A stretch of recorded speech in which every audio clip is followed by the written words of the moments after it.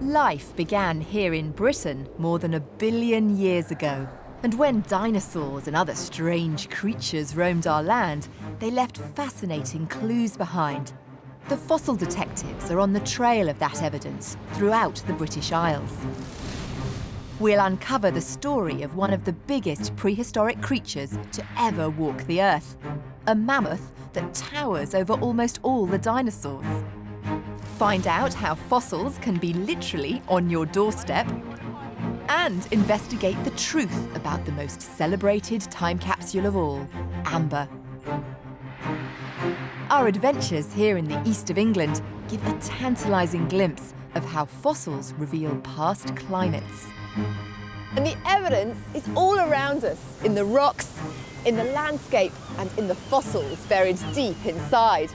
We're here to find and analyse that evidence, to unlock the secrets of the past and discover lost worlds. So get ready for some time travel with the fossil detectives.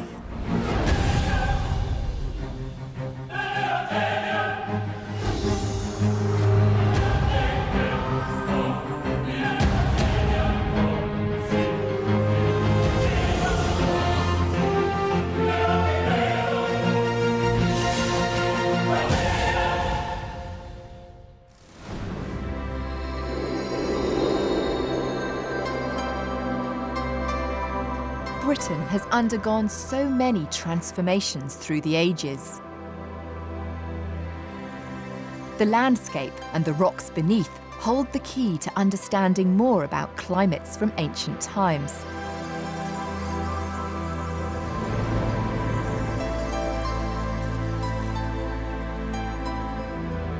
But first, an extraordinary piece of fossil detective work currently being done in the east of England. Now this spot, it might not look like much, but more than 2,300 bones have already been dug from this very site. And they all belong to one creature, possibly the biggest fish ever to have existed. This is Star Pit, just east of Peterborough. Dry land now, but submerged in warm seas during Jurassic times. The giant prehistoric fish that was found here is called a Leedsichthys, named after Alfred Leeds, who discovered the first Leedsichthys.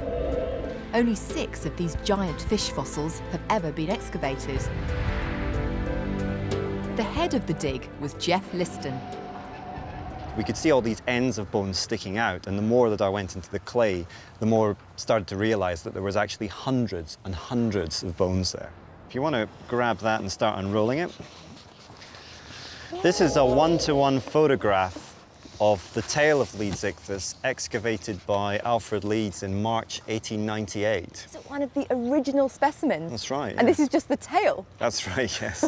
So how big would the fish have been from nose to tail?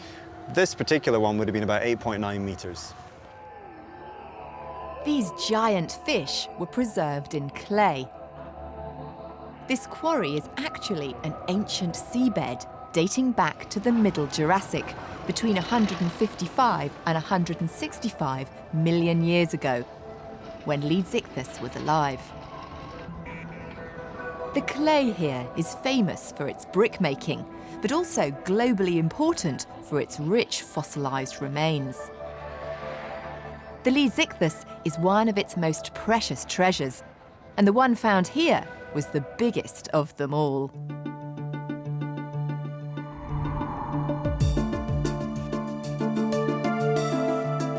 Here at Peterborough Museum, some of the thousands of fossil pieces are being prepared.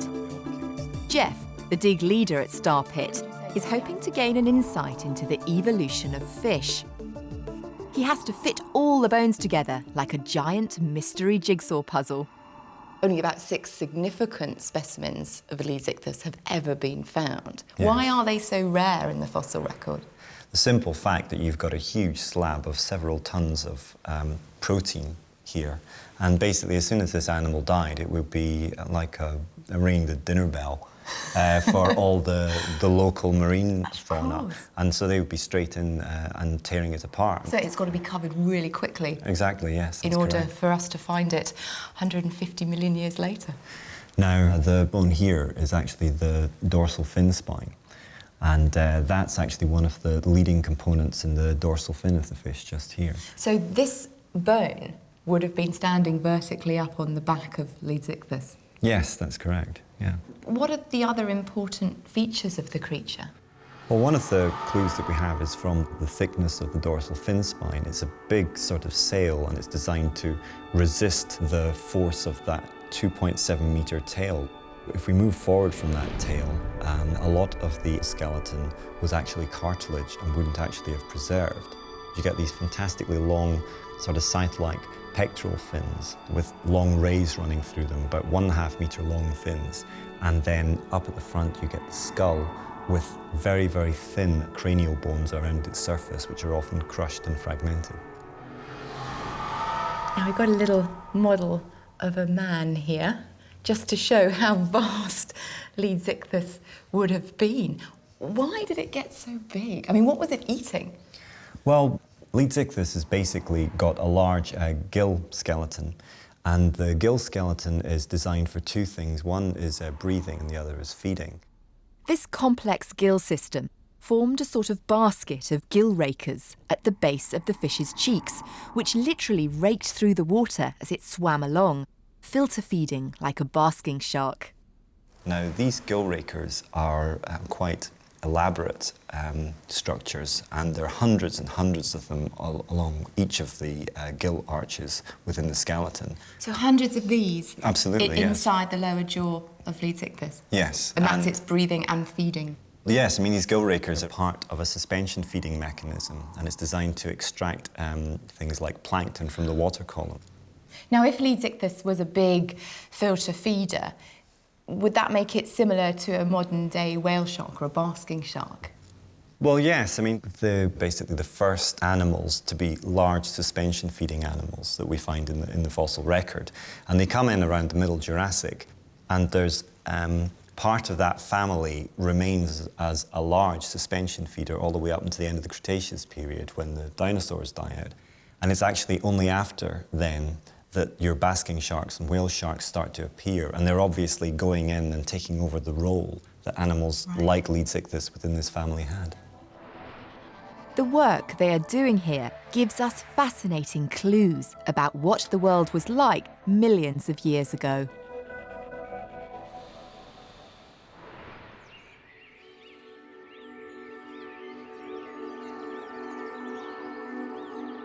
Geology is distinguished by how it routinely changes scale.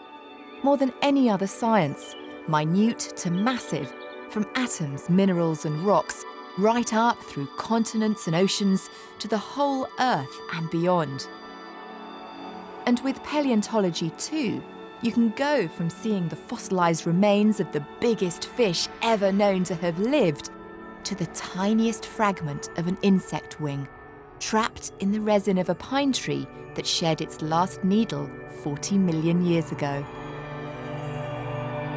Amber has a magical allure. Ancient life preserved forever in a beautiful glass-like resin. These days, people associate amber with jewellery or ornaments, or perhaps a certain film that claimed it was possible to extract dinosaur DNA from its contents. Throughout history, though, it's always held a fascination. Homer wrote about a golden necklace set with amber beads that glowed as if with sunshine.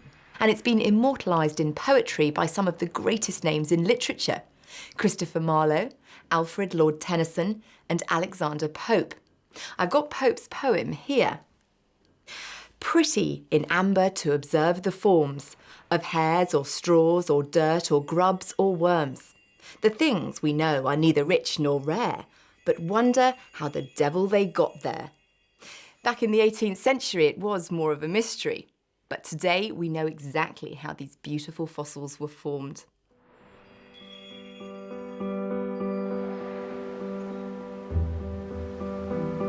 ancient trees would produce a resin which would harden, repairing holes in the bark, both on the outside and inside of their trunks. Sometimes insects, sometimes plant matter would become trapped as the resin spilled downwards to the ground, as far back as 40 million years ago.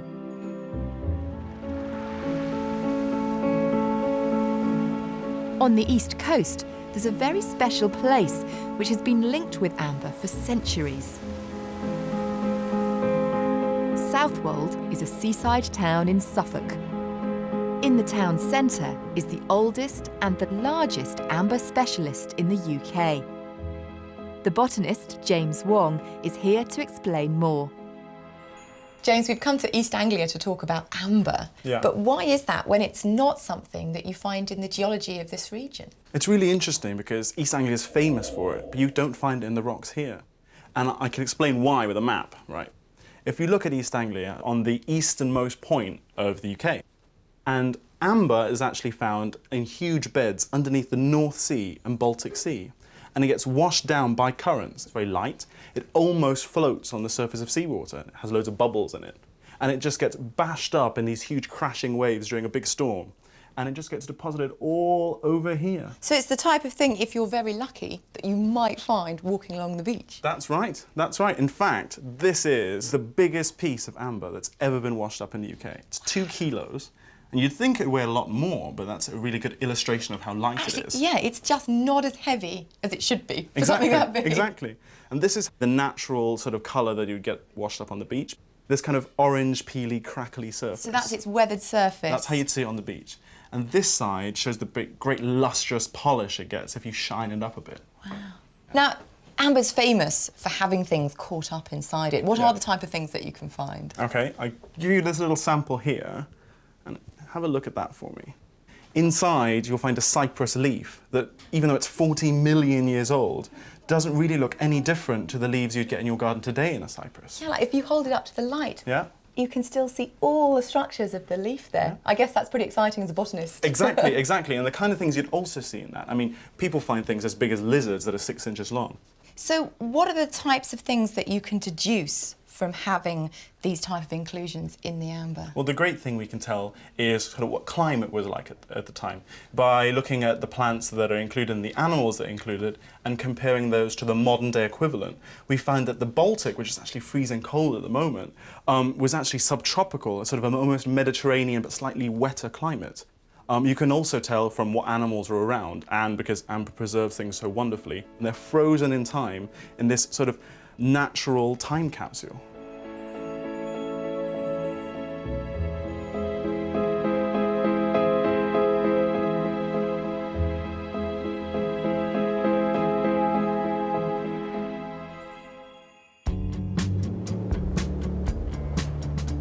Fossils can be far more accessible than you may imagine.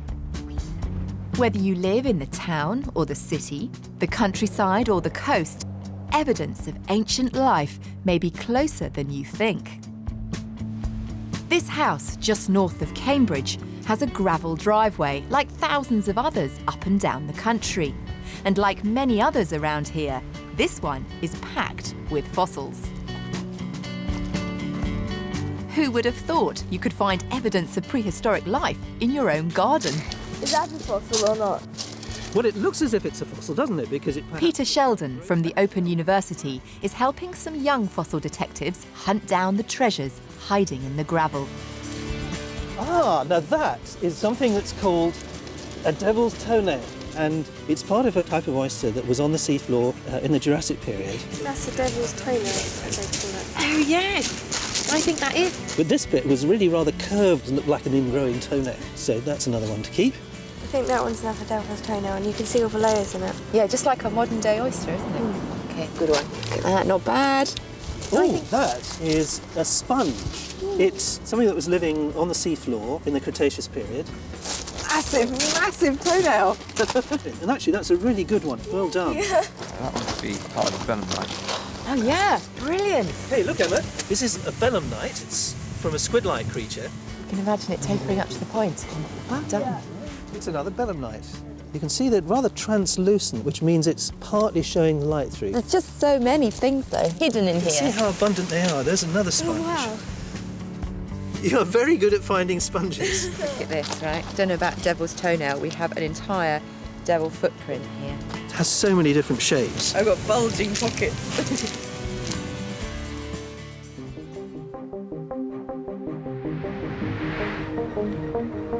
This quarry in Cambridgeshire is a gravel pit.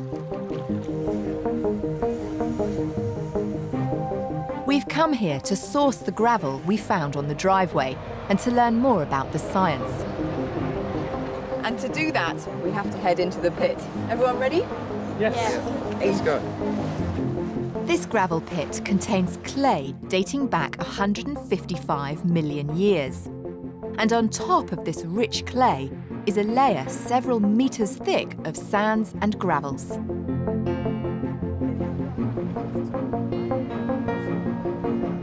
This gravel was brought here by rivers of melting snow around 40,000 years ago during the Ice Age.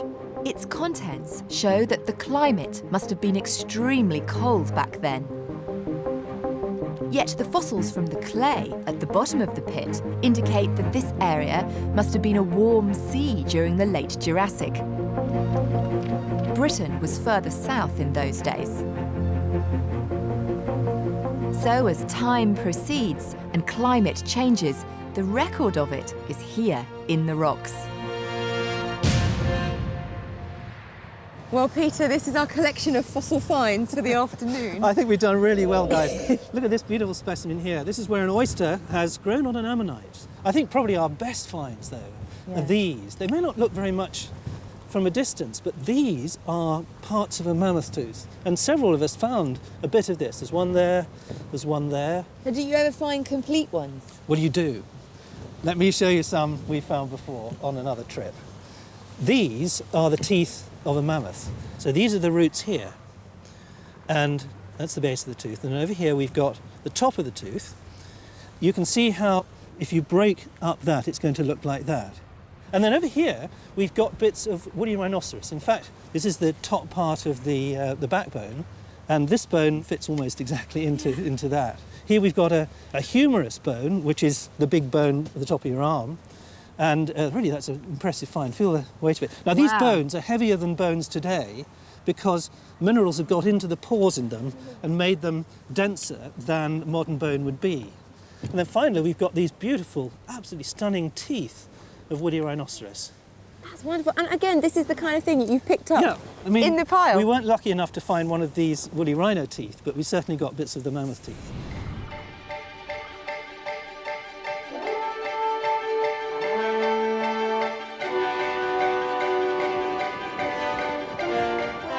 Paleontology helps unlock the secrets of ancient times. Past climates over millions of years can be demonstrated through fossil evidence. It can also help explain what a mammoth was doing in this part of the world.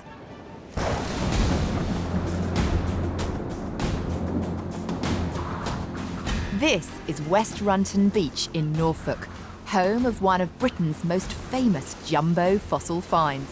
Stormy seas and tearing winds crash against the east coast today.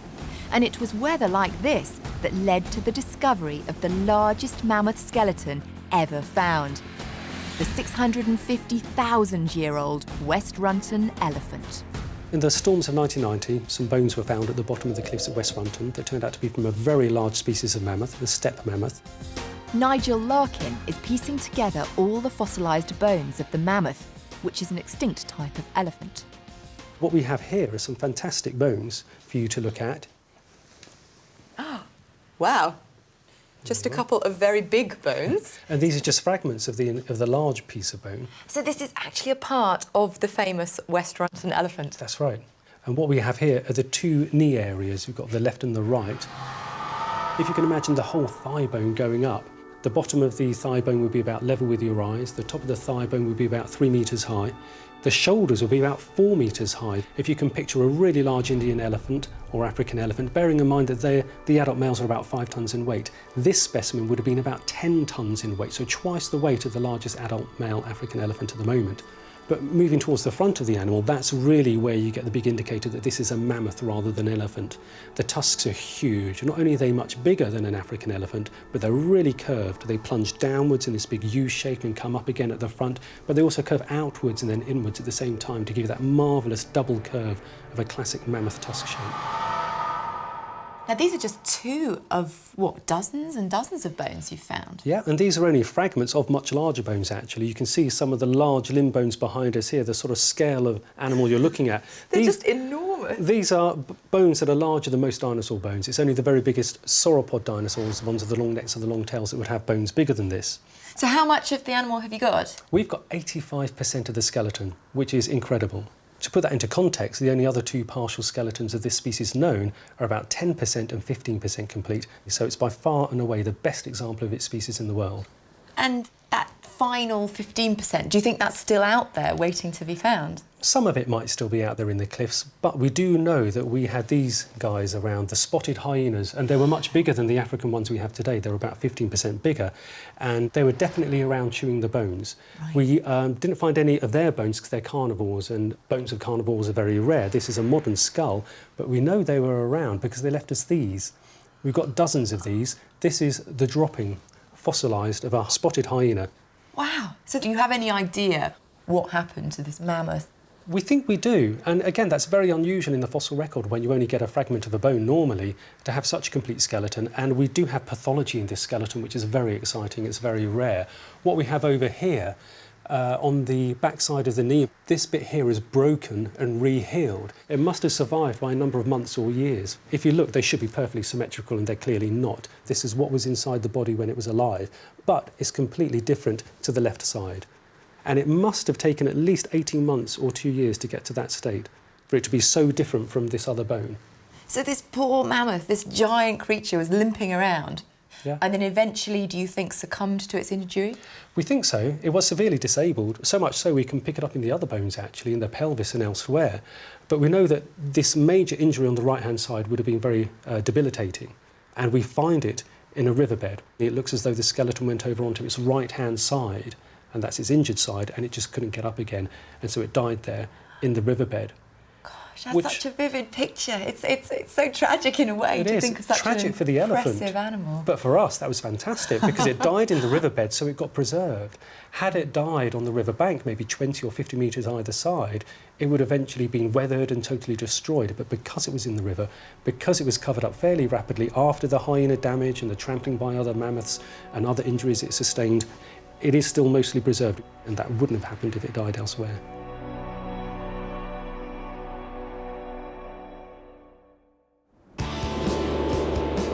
Our next stop is a bit further west.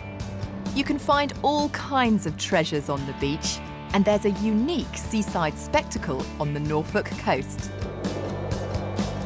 Hunstanton boasts the most extraordinary cliffs in the British Isles. Dover may have its pure white cliffs, but here we have not just white chalk, but a rusty red and a brown layer too. Each layer was created at different points in Earth's history, making it a slice through time. And it's one of the best places in Norfolk to find fossils. Phil Manning is one of our regular fossil detectives.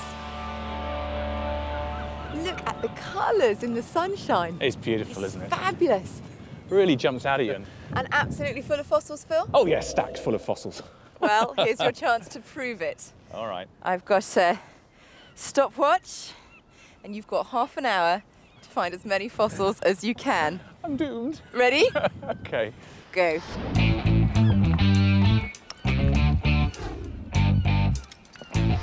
It's a little vertebra of a fish. I'm looking for absolutely anything that jumps out of the rock as being subtly different. There's 5 minutes, Phil. Yeah. Another one there.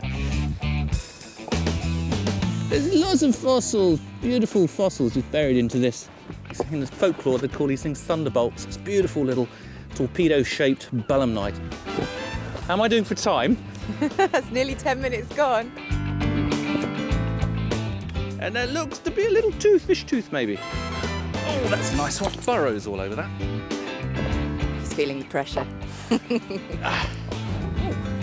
First bit of ammonite. Oh, got my first sea urchin. Might need another pile starting soon. Oh, look at this. This is beautiful. Phil, that's 10 minutes to go. I hear you. I hear you. Nearly 20 minutes up. Brachiopod sat there, little lampshell. Right, into the pile of no return. Time's almost up, Phil. Worried? OK, Phil, that's it. No. Time's up. No. That's not fair. There's loads more fossils to be found. So how do you think you did then? I'm quite happy, actually. I think we've got a remarkable number of beasties from the red and white chalk. But the white chalk, obviously much richer in that particular algae which makes the chalk so bright white. This has got impurities in the red chalk, and probably from a tropical environment those red iron staining comes from. Oh, brachiopods. Oh, that's lovely. Now, and this is a thing called a pterobrachyolid. It's so fine. You think how wonderful to be preserved when it's such a fine shell. And we find brachiopods in shallow water. So the red chalk is representing a shallower marine environment than the white chalk. Yes, absolutely. Something really special I want to show you though. Look at this. That is a bit of fish, part of the backbone of a fish. It's a single vertebrae. Look there. Now, I think, to be honest, I would have walked straight past that. Fantastic. Now, as well as the creatures themselves, we also found trace fossils. Yeah, now there's stacks of trace fossils. This tells us a lot about the environment. It was obviously quite an oxygen-rich environment to have all these animals living within it. Here we can see life teeming through the rock, and these are burrows which have been made by probably shrimps or other crustaceans which are burrowing into the actual substrate of the seabed. Most of what we're seeing is just exposed on the surface. This is the beauty of collecting fossils in sites like this. You can come down onto the beach, literally just pick fossils up, which are already weathered out of the cliff. You don't need to hammer the cliffs. So this really is sustainable fossil hunting, the best sort of fossil hunting you can do. And here in the east of England, there are so many extraordinary fossils where you can see the story of past climates in the rocks.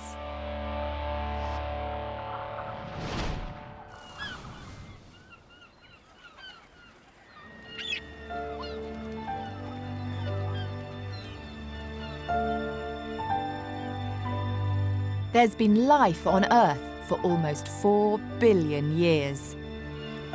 Fossilised remains of ancient life are solid memories of worlds long gone.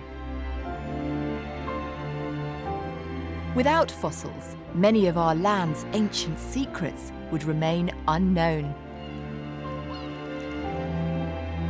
Fossils unlock the mysteries of the past and inspire the explorer in all of us.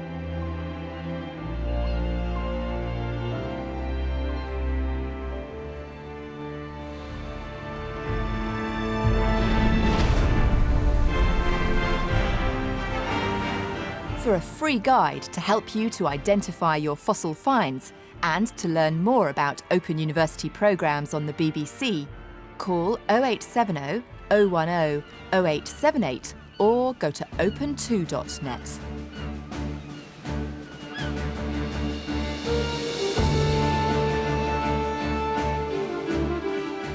And there's more from the Fossil Detectives at the same time next week.